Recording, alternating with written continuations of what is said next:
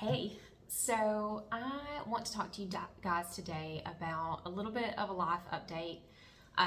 If you're on our email list, you know there's been a lot of stuff going on. I look rough. Life is not this hard. Appearances are the last thing that have mattered over these past couple of weeks, if I could be honest.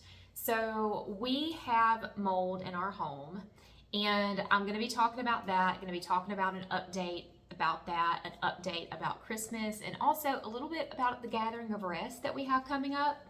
I'm going to go through it really quickly, but I just want to let everybody know with a little bit more detail everything that's been going on. I haven't been on social media. I haven't been posting pictures and all those types of things. I've only been updating our email list just here or there, just because life is crazy. We're not in our home right now because it hasn't been safe for us to be there. So I want to explain exactly what happened in our home to cause the mold in the first place, how we figured it out, what we're doing about it, and also just to calm everyone's fears, because I think there is a lot of just near hysteria about the problems that mold can cause. And absolutely, like, mold can be very dangerous. But as multiple mold professionals have told us, mold grows when there's mold spores and there's moisture. And when you get rid of the moisture, the mold spores go away. And then you kill the mold spores and you get rid of them as much as possible. Every home has mold spores, so it's just about making sure that you're not allowing those to grow and them to come to an unhealthy level in your air, so that your indoor air quality is not worse than outdoor air quality. So I can say that due to the testing we had done before, there were more mold spores inside our home than outside of our home, and you do not want that to be the case. But I can also tell you that none of them were especially toxic. All molds can cause problems if they're in high enough quantities in your air, but not all molds are inherently just like horrific, even in small amounts. And so the mold spore count inside our house was not horrifically higher than outside. It just was more elevated than you would like for it to be. And honestly, it was a lot lower than you would think once we started tearing things up, but everything was kind of like underneath the surface, so there wasn't a lot of mold spores like getting up into the air. So how did this happen in the first place? So we have a home in central Alabama where it is very hot and highly humid. And on our property, we have clay or prairie soil. We have a very high water table. Okay, this is going to get a little complicated, and it may be more information than you want.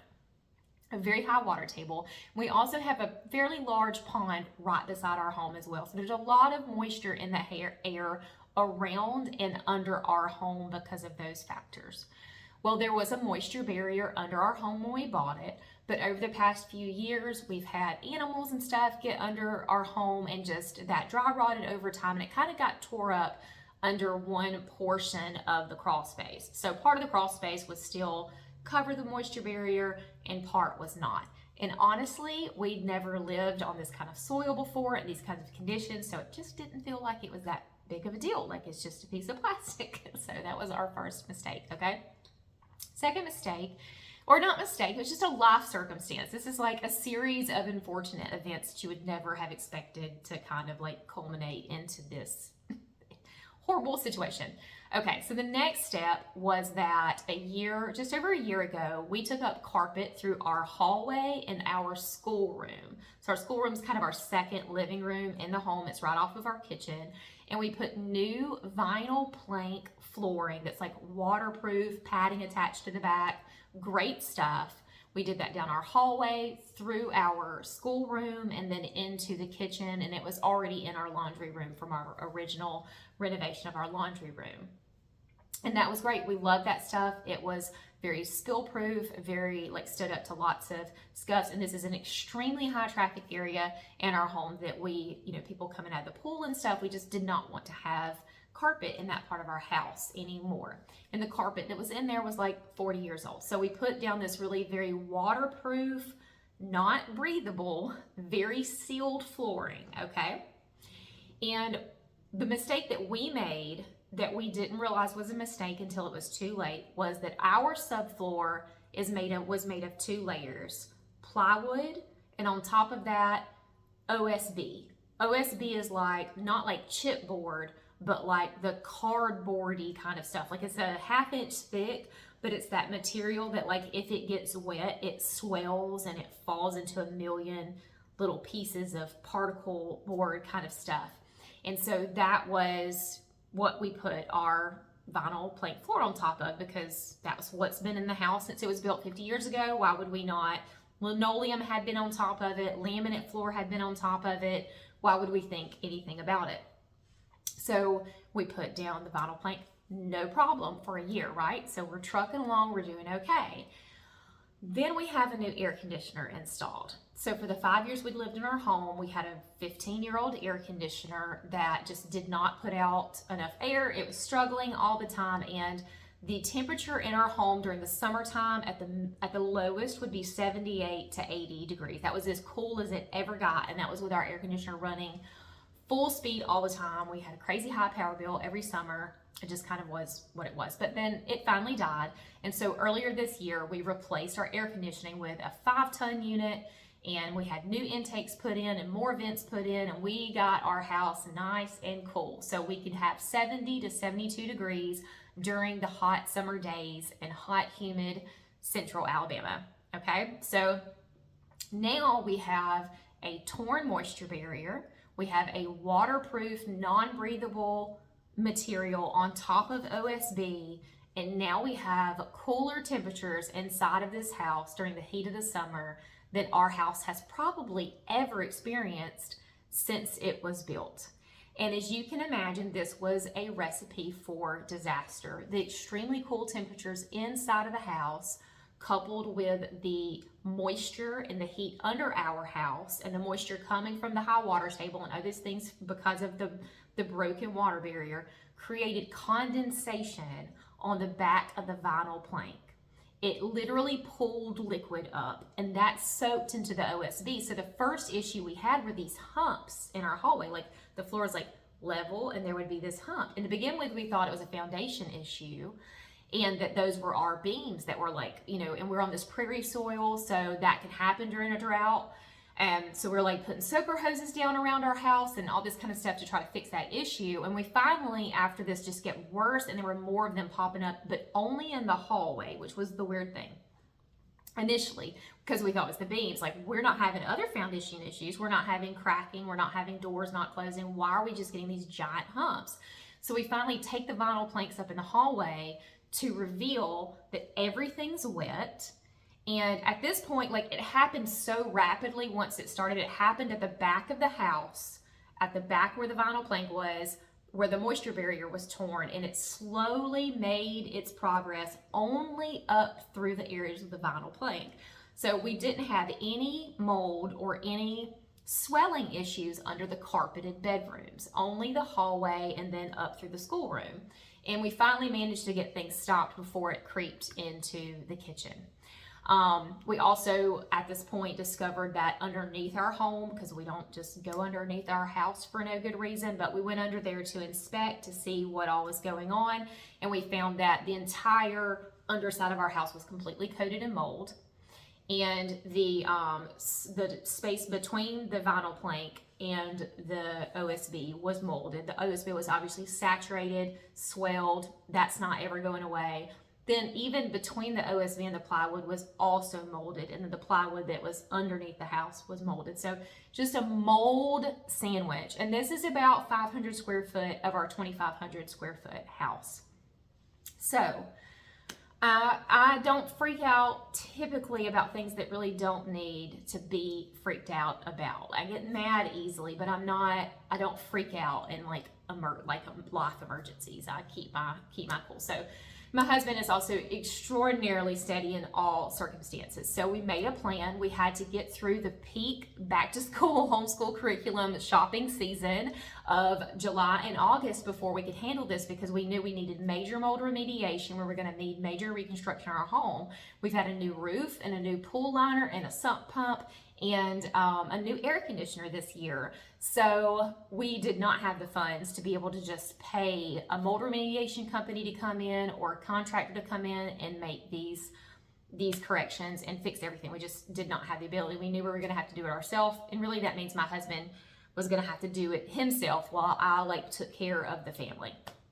So that's exactly what we've been doing over these past 10 days. We had a sweet friend who has a home that she lists on VRBO. She took it off VRBO and allowed me and the kids to move in there so that we were away from the mold. And I'm not going to get into the specifics of everything, but we've been very, very careful. We had mold remediation people come in and instruct us as to what to do and what not to do. So my husband's been following all of those steps, and we are beginning to see the light at the end of the tunnel. All of that flooring is up.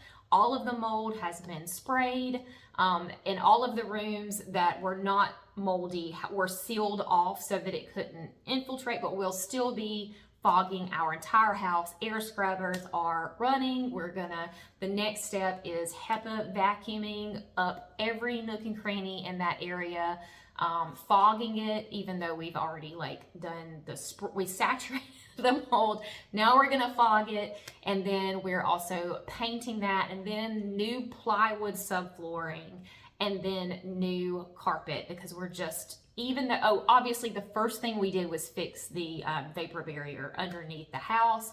There was a bathroom that was in disrepair since we bought the home that we've not used, and all the water was turned off to it, but it was still kind of ground zero of the mold. That's where things came from it was kind of like that was there, and then the moisture situation was like throwing gasoline on a fire, and then that spread. And so that room has been gutted and treated, and new floor is put in there. So anyway, it's been a process. It's still a process. My poor husband is a superhero and deserves like a week's vacation. He literally had to pull 1,000 50-year-old nails out of the floor on his hands and feet because they were rusted, and every time he would try to pry one up, the head of it would break off. Okay, that is what this poor man has been doing. So anyway, he's been working so hard. This is one of the hardest things he's been in a hazmat suit with a thing on his face, with a respirator and all this. It's just been horrible for him, and I felt so bad, but I've had to keep the kids fed and taken care of and all these things. So I haven't been able to just be in there helping him. Also, I would pass out in the heat with the respirator, because some of you do not live in the South, but it has still been in the upper 90s this past week. So we are still having summer weather and humidity while he was doing all that. Obviously our air conditioner was turned off as well. So that's been a much longer explanation, but I did want you to understand, because we've had a lot of questions about it. That's what happened. That's what caused the catastrophe in the first place. We figured that out. Now we're acting with professional guidance. We'll have our home tested again to make sure our interior air quality is better, obviously, than the exterior. In Alabama, with the humidity, you have a lot of mold just outside anyway. So that's what we're doing, and we are hoping and planning, Lord willing, that our family will be back inside of our home on Monday. We won't have our carpet yet, but we will be free of mold, scrubbed air, everything fogged, everything cleaned, no mold growth, no moisture to feed any mold growth, and be able to move on with our life, Lord willing. Okay. So because of this, many of you received my email that we were postponing the launch of Christmas kits for this year. So the first question is there a new Christmas curriculum? There's not. We may have another Christmas curriculum at some point in the future. I kind of have an idea for one that's more for preschool type age, but this, there's a lot of Christmas curriculum on the market, and a lot of things have been done. This was one that I wrote, 4 years or so, maybe 5 years ago now. And it's not necessarily a curriculum as much as how our family traditionally does Christmas. It includes the books that we read and the crafts that we do and the ways that we connect and we pray and we prepare our hearts for Christmas. This is just what we do. And so I made that into a unit for other families to enjoy. And so I'm not going to change how I do Christmas. Therefore, I don't really have a different plan for Christmas, because I like for the things that we create to be legitimately unique and not just making something for the sake of making it. So, of course, I've heard from many families that have used gentle classical Christmas for a few years in a row, and they have begun to build these traditions as well, and they have loved it and their children have loved it. So we don't have to always do something new for Christmas. Sometimes, honestly, really most of the time, going back to those traditions again and again is something that our children really love and enjoy and respond to. So that's just something to consider. So the curriculum is unchanged. If you already own the curriculum is unchanged. The only thing we're doing this year is we're adding a QR code that will give you a Excel spreadsheet link where you can click all of the book titles and watch them on YouTube. So if you don't own the books that we list and you're wanting to start a Gentle Classical Christmas this year, you do not have to buy the books. We are providing you with a YouTube read aloud book list if you are struggling and just trying to get everything done as inexpensively as possible this year. What is also launching, other than just the Christmas sale, are the supply kits. Now, our crafts are one part food and one part hands-on stuff. And so we send all the materials that's not food to you in this supply kit. And the supply kit is enough for 3 students to make the things that are individualized, and a lot of things you do together, so you don't need multiples of things. So we have, and I'll put this in the video notes, but we have a wait list right now. Historically, we've done 200 of these kits and they sell out within 2 weeks. And then we have a lot of people wanting them closer, later in November. So this year we're going to do 300 of the kits. Supply kits only. We're not doing book kits this year just because money's tight for everyone. And so we're trying to make this as affordable as possible by giving you the YouTube links for the book list, so you don't necessarily feel like you need to get the books, or maybe you can get them secondhand or thrifted or whatnot. But the supply kit comes with like the beeswax sheets and stuff, and honestly, a lot of families say it's so much cheaper to get the supply kit from you guys because I'm not ending up with a bunch of material that's excess of what we need, and then I have to store it because storage, is always an issue, right? I certainly don't have enough storage. So the supply kits are super convenient. They're good, for 3 kids. You can get more than one if you have like 6 kids or something like that. Or people can work together too. I always encourage that. We have the wait list. That's going to launch this next Wednesday. The wait-listed people that sign up via the link that I'm going to put down below, those people get access first to the inventory that we're going to have. And we already have like 300 or 400 people on the wait list. So I'm just letting you know we're going to have 300 kits, and that wait list already has over 400 people on it. And then that wait list will also get an exclusive coupon code that you have to be on that wait list to get that coupon code. And we're also doing like a little freebie calendar for December that's going to be included in your print kit, your supply kit, or your printed curriculum.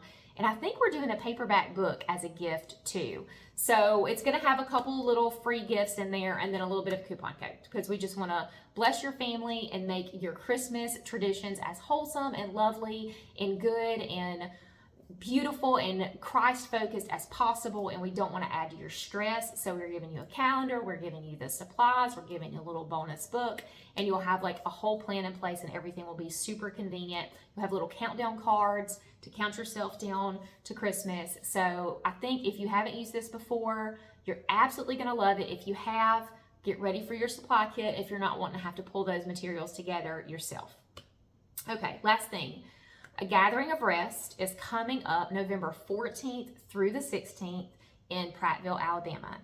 And we have space for just a couple of more women to join us, local or not. We have people flying in from as far away as California, and then we have, local families, women and moms that are showing up as well. So this is a 2.5-day retreat.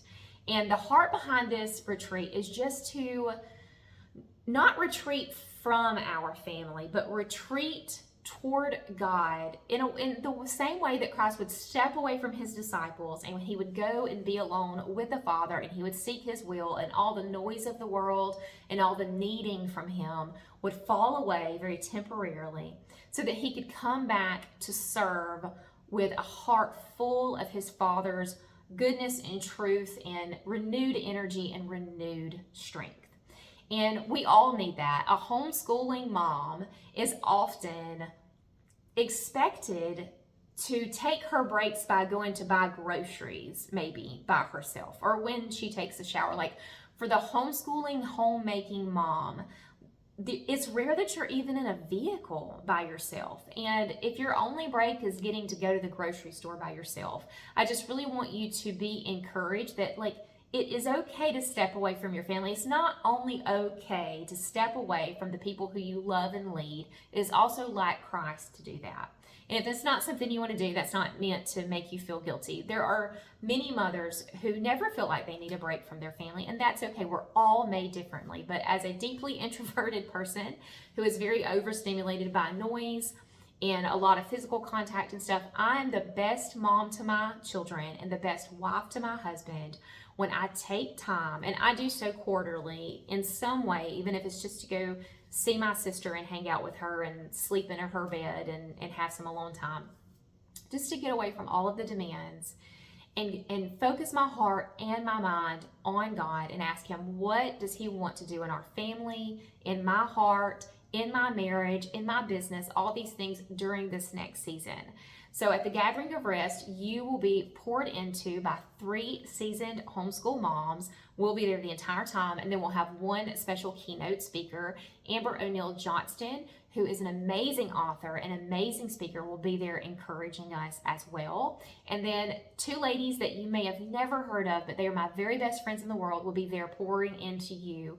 Together, between all 4 of us, we have like 50 cumulative years of homeschooling experience and over 20 kids between the 4 of us. So there's a lot of wisdom, a lot of experience, and we'll even have my sweet friend Lisa, her husband Sean is a pastor, and he will be there to close us out at the end with love and encouragement straight from the Word of God, from the heart of a homeschooling dad, which we all, just need to hear at times. So there will be food. You will not have to cook a meal. You will not have to do a dish, okay? You will show up and you will be poured into. You will be prayed over. There will be worship. There will be worship with music and worship without music. It will just be the most amazing time. And there'll be downtime. It's not just do. There's plenty of breaks where you can either be alone or you can seek out a new friend or bring a friend. But registration for this event, November 14th through the 16th in Prattville, Alabama, ends on October 1st. That is the last day to register. And we have space for like 30 or so people. We're not really having to cut it off necessarily because registration's been slow. And look, I get it. It is not the best economy. I just started out this video telling you, it has been tight. It has been tight for all of us. So reach out to us if you want to make it, especially if you can get here as a local person or you within driving distance. If you need help, if you need a scholarship, just reach out to us and let's just talk through how we can get you there and what we need to do, because we just want you to be there and be poured into and be blessed. That is the number one goal. That is the number one goal. Is to just get you there. If this is something that you're like, yes, I need this. I believe that the Lord wants me to do this, then let's make it happen. Okay? So again, you can reach out. I've put my email down in the show notes, but it's erin@lifeabundantlyblog.com. And you can also Google the event. I'll put a link down below. It is the Gathering of Rest in Prattville, Alabama, November 14th through the 16th, 2024. So it's 2.5 days, 9 workshops, tons of food, tons of time alone, Bible journaling, worship, the whole 9 yards. It is going to be good stuff, and we would be so blessed to see you there. Thank you to all of you who have prayed over our family as we've walked through this whole mold debacle. I appreciate your continued prayers as we go through all these final steps to make our home safe and healthy for our family again. And if you're handing out prayers, we'll continue to take those. We'd be thankful and blessed if you would jump into a gentle and classical Christmas with us. Make sure you get on that wait list if you want that coupon code and you want first access to the limited supply of the supply kit. And then lastly, just shoot me an email if you need some help making it to the retreat. Thank you so much for being here. And I hope you have an amazing day.